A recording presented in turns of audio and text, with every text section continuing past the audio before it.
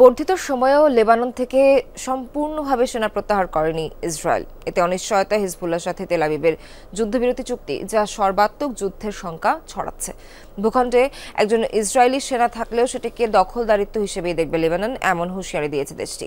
অন্যদিকে নিরাপত্তাজনিত কারণেই আংশিকভাবে সেনা উপস্থিতি রাখা হয়েছে বলে জানিয়েছে ইসরায়েল।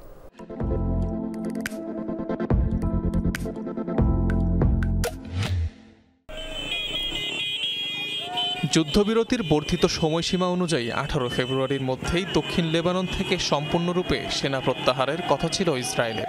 তবে এ দফায়ও তাতে কর্ণপাত করেনি নেতানিয়াহু প্রশাসন। এবারও শর্ত মেনে লেবানন থেকে সেনাদের পুরোপুরি সরিয়ে নেয়নি তেল আবিব। সীমান্তবর্তী বেশ কিছু স্থান থেকে প্রত্যাহার করে নিলেও এখনও দক্ষিণাঞ্চলীয় 5টি স্থানে সেনা উপস্থিতি বজায় রেখেছে আইডিএফ। তাদের দাবি, অঞ্চলগুলোতে এখনও হিজবুল্লাহর শক্ত অবস্থান রয়েছে, আর তাই আংশিকভাবে সরানো হয়েছে সেনা। যুদ্ধবিরতি চুক্তি অনুযায়ী উত্তর থেকে সেনাদের সরিয়ে নিচ্ছি। নিরাপত্তার স্বার্থে সাময়িকভাবে কৌশলগত 5টি স্থানে সেনাদের রাখা হয়েছে। হিজবুল্লাহ চুক্তি লঙ্ঘন করে এখনও তাদের সদস্যদের লিটানি নদীর দক্ষিণে মোতায়েন রেখেছে। যদিও ইসরায়েলের এমন অজুহাত মানতে নারাজ লেবানন। বৈরুতের কড়া হুঁশিয়ারি, আর একটি সেনাকেও তাদের মাটিতে সহ্য করা হবে না। যে কোনো উপায়ে মোকাবেলা করা হবে দখলদারিত্ব। লেবাননে 1 ইঞ্চি ভূমিতেও ইসরায়েলি উপস্থিতি বজায় থাকলে সেটিকে দখলদারিত্ব হিসেবে বিবেচনা করা হবে। আন্তর্জাতিক আইনও সেটাই বলছে। লেবানন তার অধিকার এবং নিজ ভূখণ্ডের সার্বভৌমত্ব রক্ষায় প্রতিশ্রুতিবদ্ধ। যে কোনোভাবেই আমরা ইসরায়েলি সেনাদের প্রত্যাহার নিশ্চিত করব।